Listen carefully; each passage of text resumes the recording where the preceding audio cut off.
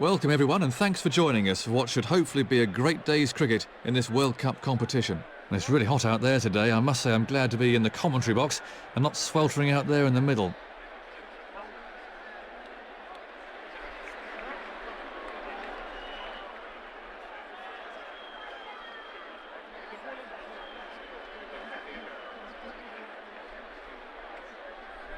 As usual, the toss is crucial, so let's get down there to see who calls correctly.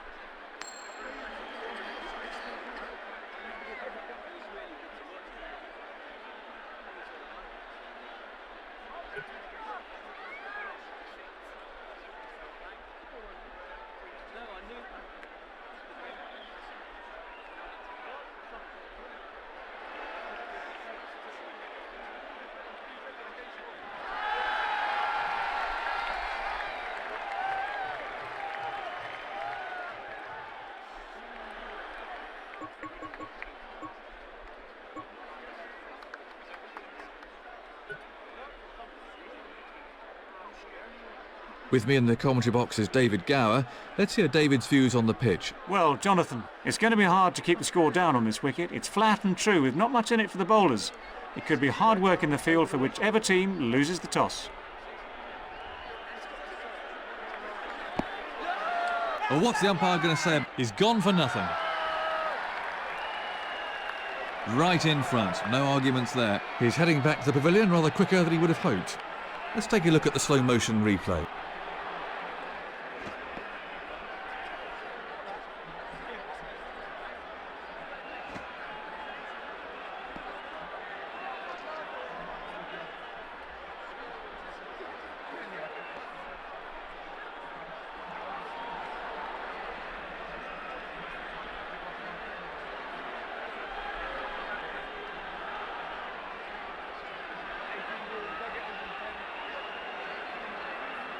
Plenty of pressure on the new batsman then.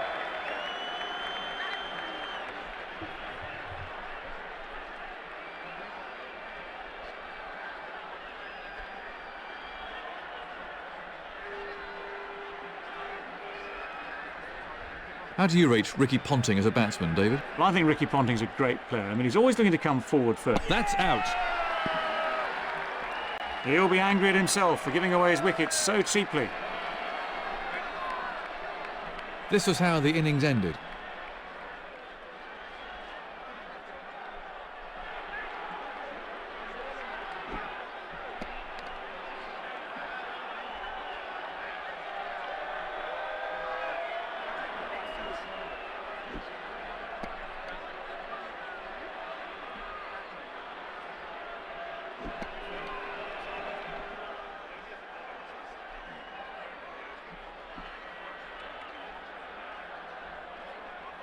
New batsman in for Canada.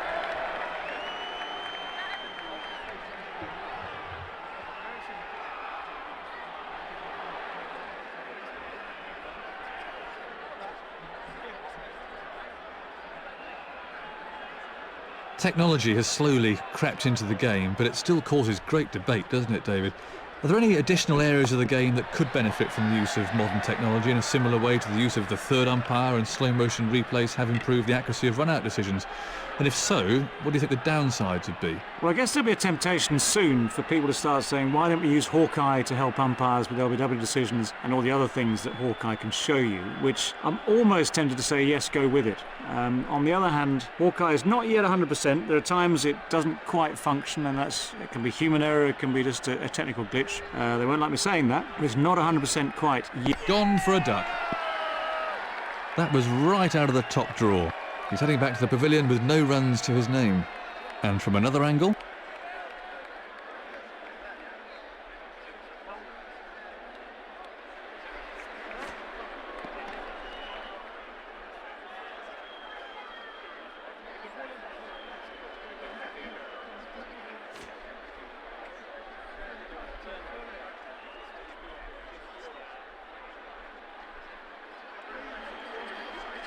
real concentration required from the new batsman here.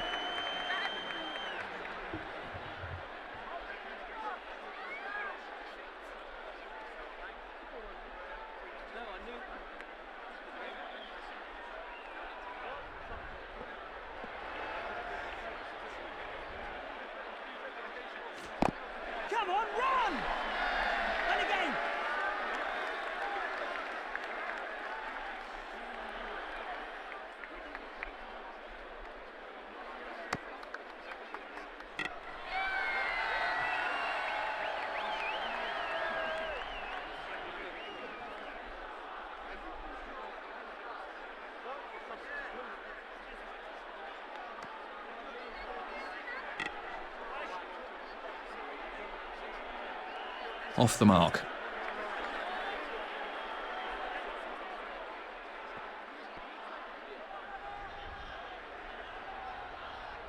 Let's go!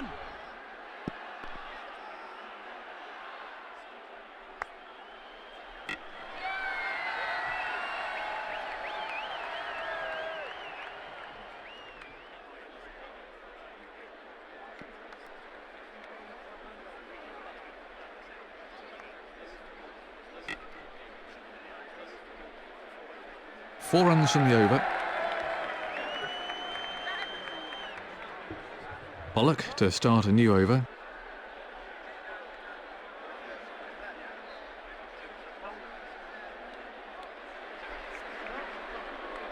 Right arm over the wicket. Get in! Run! And again! That was superb placement. The crowd really enjoyed that one.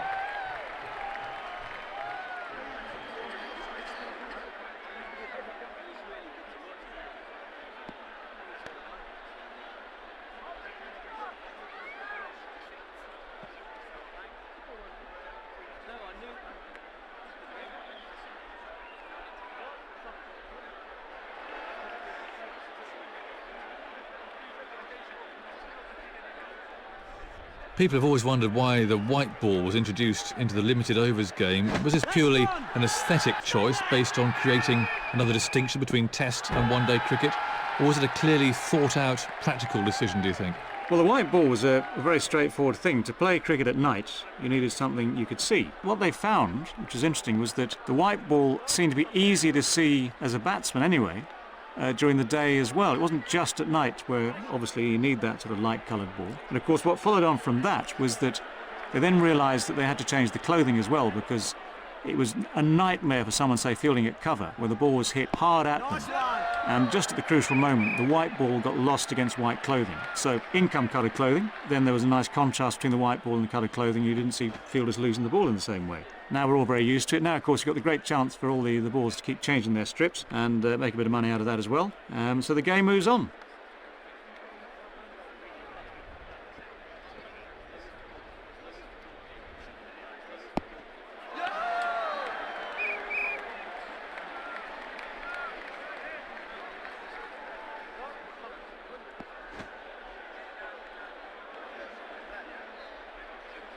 He didn't play that one very well.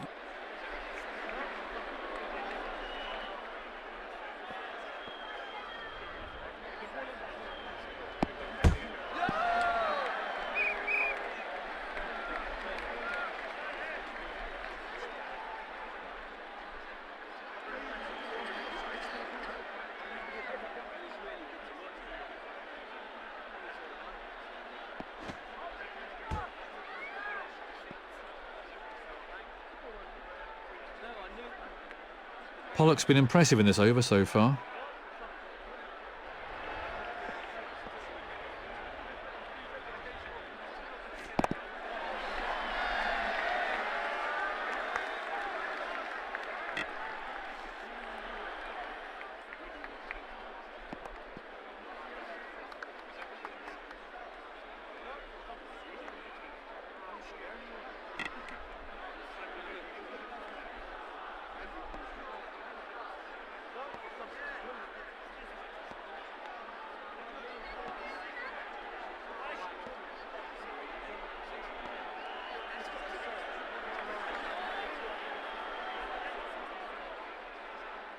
Eight off the over.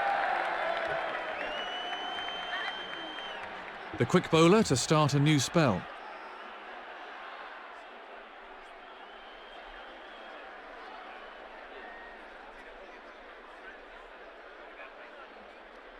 His right arm over the wicket.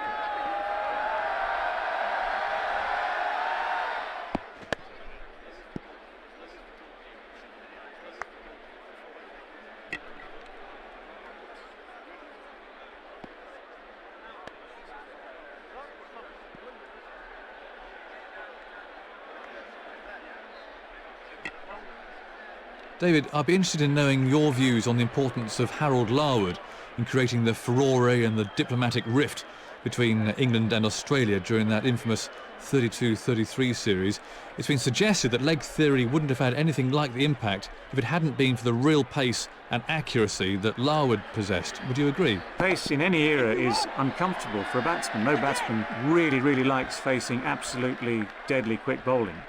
Larwood had that pace. It was an extraordinary set of tactics that England devised for the series. And the fact that it nearly has the two countries breaking off diplomatic relations shows just how new, how groundbreaking, and how apparently unfair the Australians felt these tactics were. 3 more to add to the total.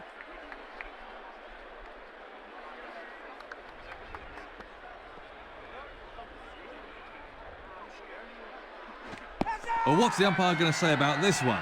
Out.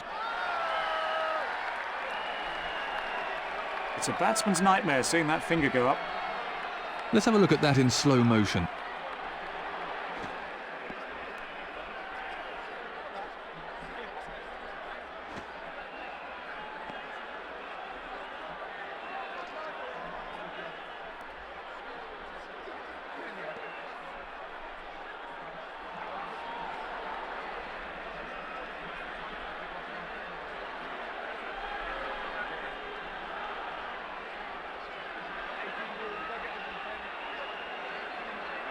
A left-hander at the crease now.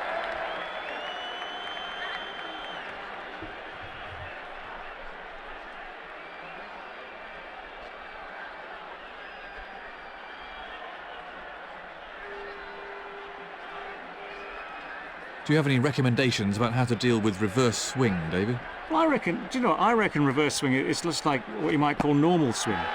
The worst thing you can do is try and preempt how the ball is going to move. If you try and guess in advance what's going to happen with the ball, if you look at the bowler's hand in the run-up and look at the way he's holding the ball, or just try and outthink him, you're in danger of outthinking yourself. With any swing, you've got to try and leave the decision to play the ball as late as you possibly can, so you can watch it, and if it's swinging away from you, leave it alone and make that decision as late as possible. But you have to play that ball out of the hand. You've got to watch it from the hand and basically cover your options. And as soon as you start guessing what's going to happen, I reckon you've got a problem. A beautifully timed shot for 4.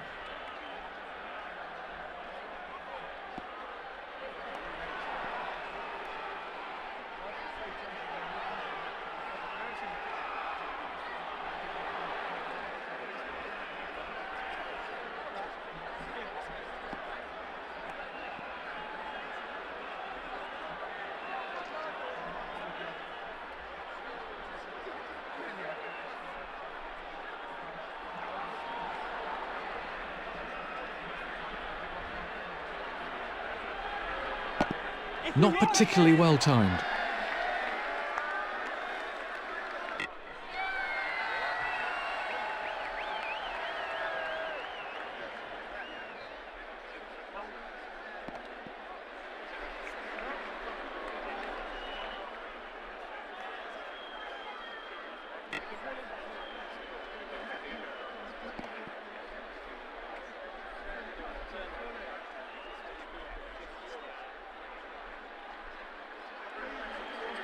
That's 8 runs taken from the over.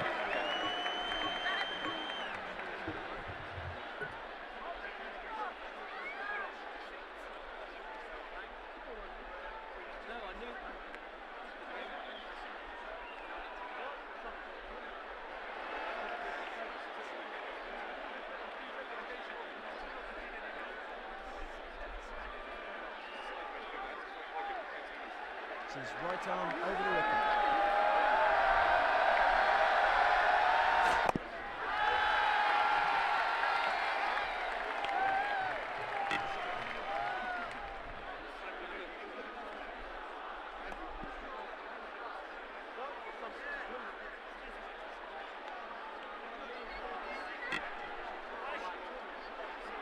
No runs there.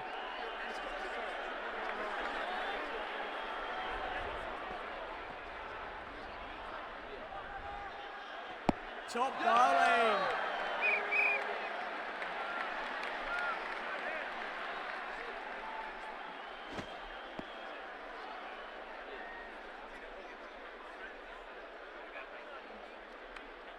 It's been a while since you were playing international cricket, David, so how much do you think the game has changed since? I think what's changed markedly is overall the pace of Test cricket has increased. Compare the current era to, say, my era. Well, there were times we scored at 4 or 5 runs and over and enjoyed it and won matches. And the rule stays the same. If you score your runs quickly, you give yourself more time to bowl out the opposition. But what's happened, I think, recently is that everyone seems to be trying to score more quickly. The Australians have set a standard. There appear to be fewer draws, and I think that actually makes for good watching, and especially sometimes when you've got this sort of cricket. Bowled off stump. That was a superb delivery. And from another angle.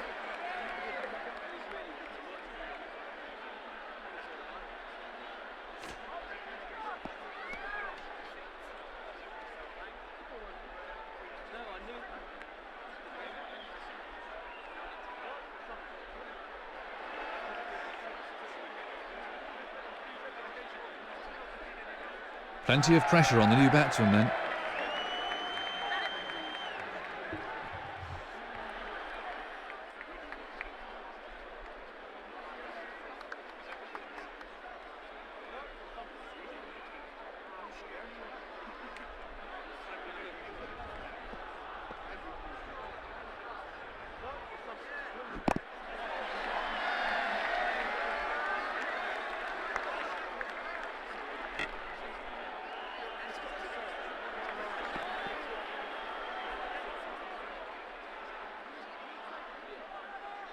Good over so far.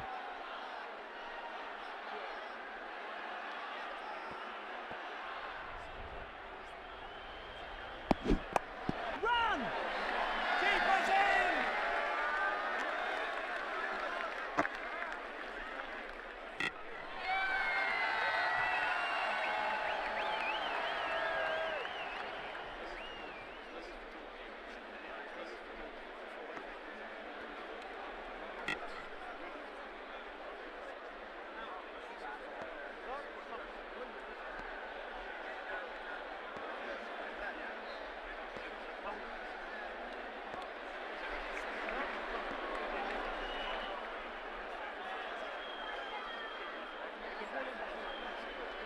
He's bowled a really tight over there.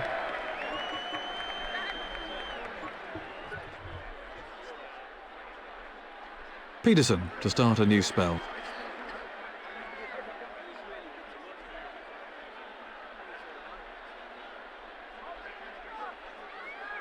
The left arm over the wicket.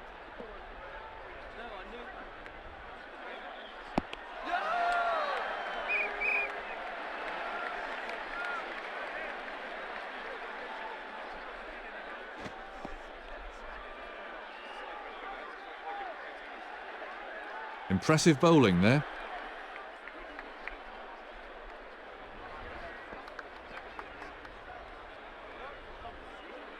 Get him! Oh, he's dropped it. The bowler will be really disappointed with that. And the bowler's giving him the stare now. He's spilled that one.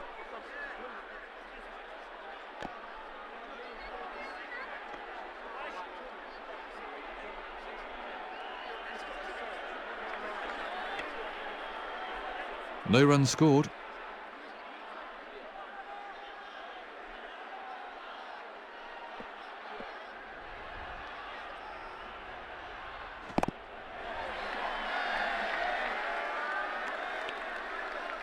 Top-class fielding is really important in cricket these days, David. I think what's changed nowadays is that people make so much more of an effort with their fielding. There were always talented fielders around, always great catchers, great slip catchers through the ages.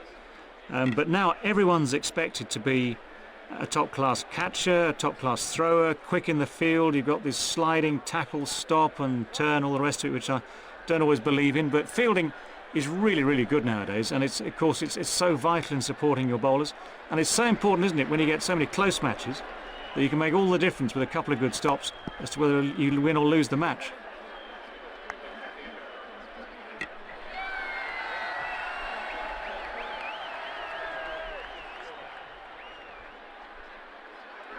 You can't afford to bowl too many no balls in one-day cricket.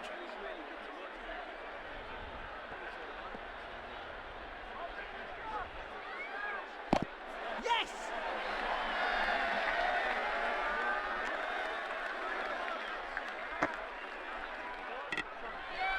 What kind of position should the batsman be in when he's on the hook, David?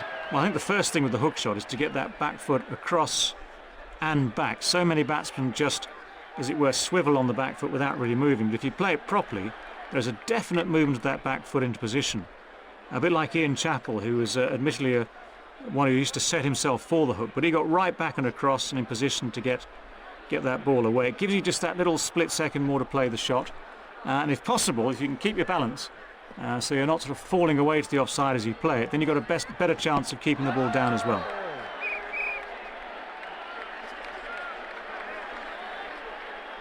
He was beaten all ends up by that one.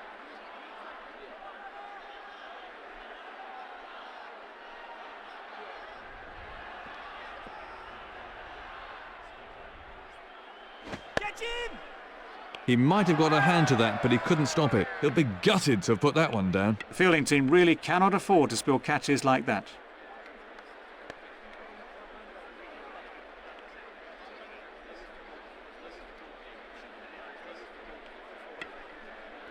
No run taken off that ball.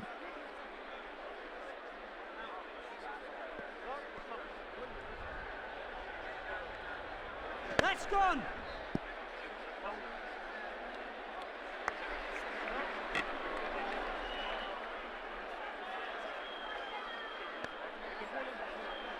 Three runs conceded in the over. It'll be medium pace for the final over then.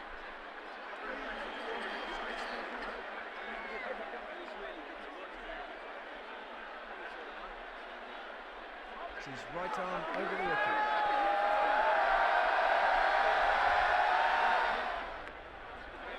Confident appeal. Got him! He looks a bit disappointed with that decision. Let's have a look at that in slow motion.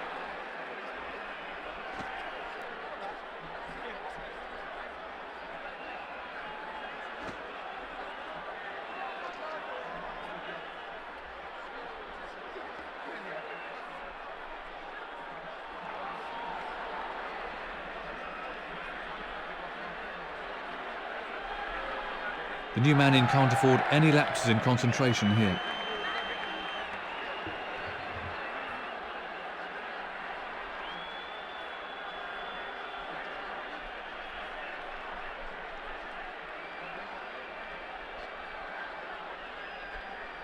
How easy is it to lose your concentration when at the crease, David? Only takes a second, doesn't it? You can lose concentration just like that, and of course you're the first to know it. That's what's so disappointing. I think it's one of those things, isn't it? It's one of those things that develop as you develop as a player, and coaches will tell you, concentrate. Your captain will tell you, and it was like my early career. 30s and 40s were quite nice and pleasant and fun, but they had to be more than that. They had to be 50s, 60s, 100s, and thereon. And it's like when you first make 200, for instance, you suddenly realise you can do it, and you realise as you go on that concentration is something you can learn. And there's another little trick, I think, too, and that's being able to switch off. You don't have to be concentrating fully when the bowler's walking back to his mark. That's the time just to chill out a little bit. That's the time just to switch off for 5-10 seconds.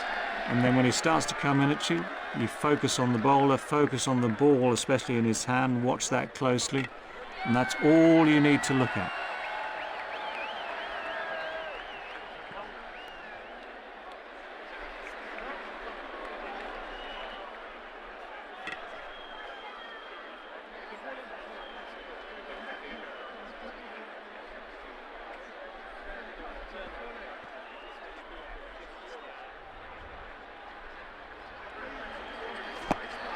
Dropped it. He'll be disappointed not to have held on to that one. Good grief, you really can't afford to put chances like that down.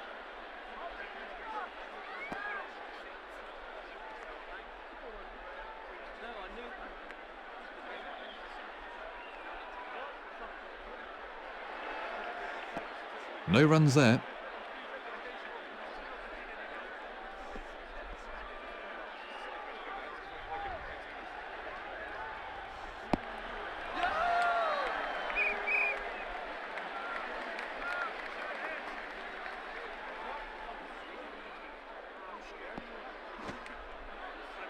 That's so frustrating for the bowler.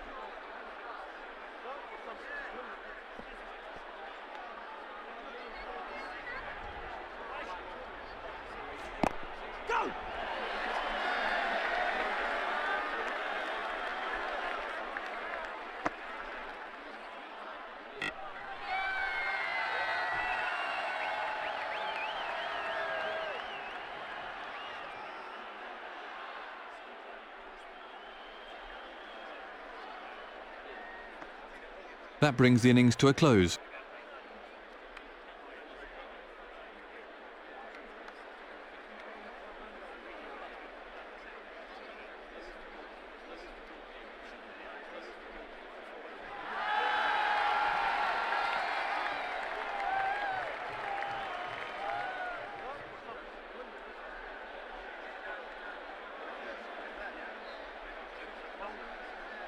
So, everything's set, play about to begin.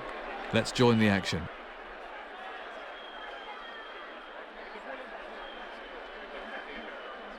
A left arm over the wicket.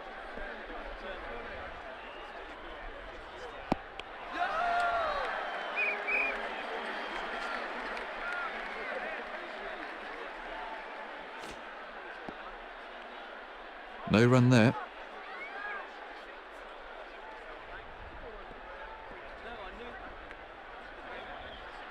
That's gone.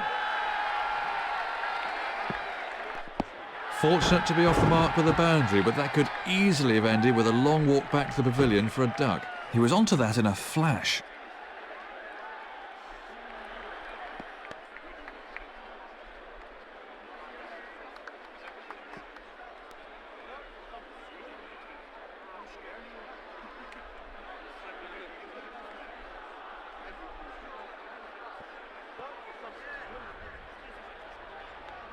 Catch! Run it!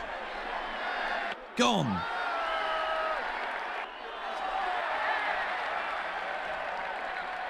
That was a loose shot. He'll be kicking himself about that one. Let's take another look at that in replay.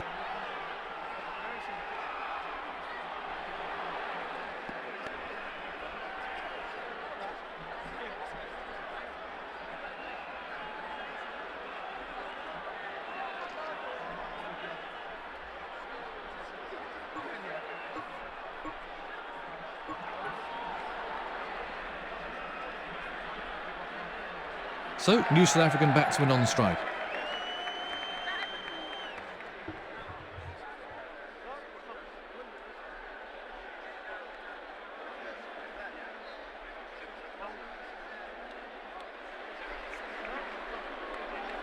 How important do you think good foot movement is when opening the innings, David? Well, I reckon with opening batsmen, it's even more important than at any other stage in the innings to get yourself into good positions.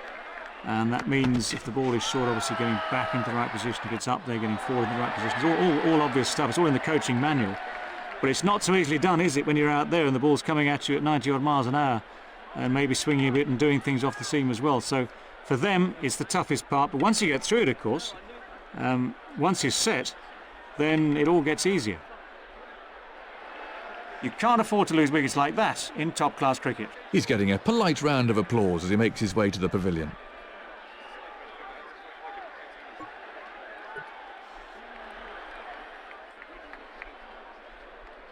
Absolute concentration required from the new man in.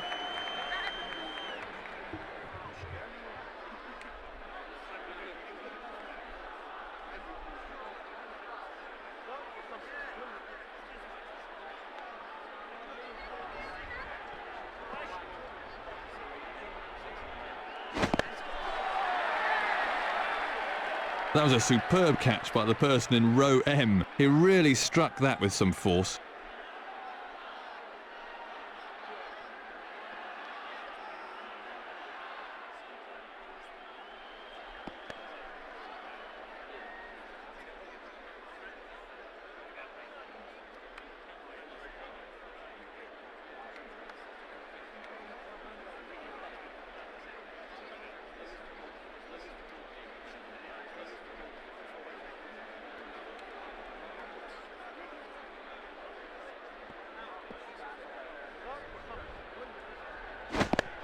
Lovely shot. That was a cracking shot. He really got into a great position there. He's certainly not hanging around.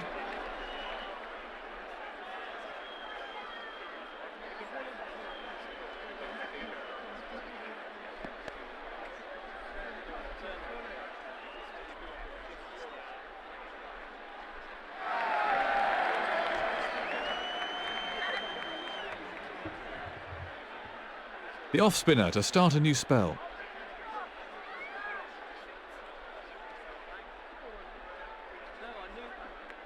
It's his right arm over the wicket.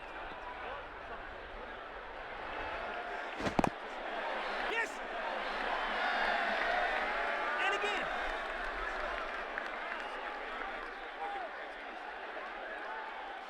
Bowler's in!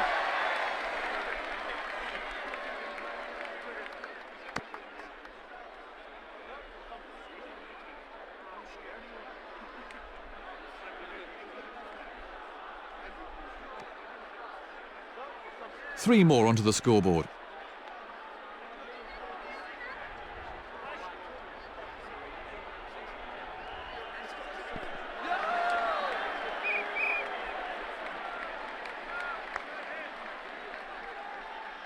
W.G. Grace is without question the most famous cricketer of all time, but it's very difficult to gauge just how good he really was in terms of the modern game.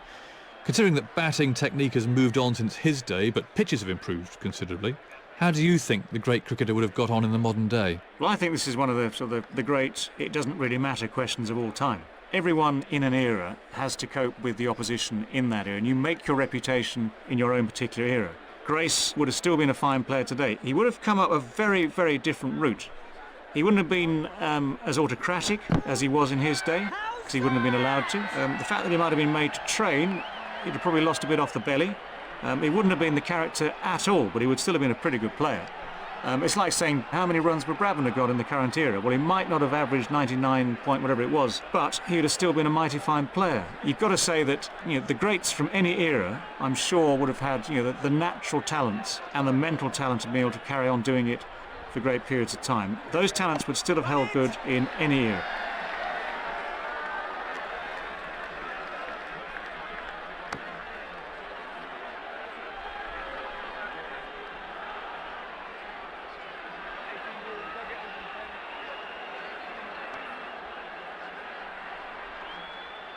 That's one more onto the score.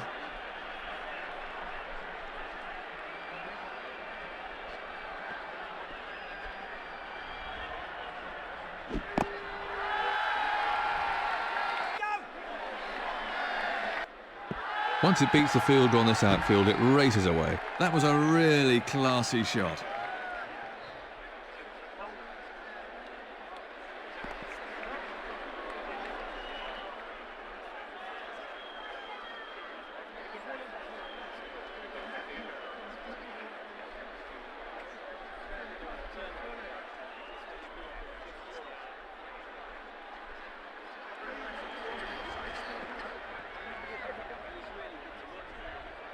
That's gone. He's found the gap with that one. That was a very confident shot.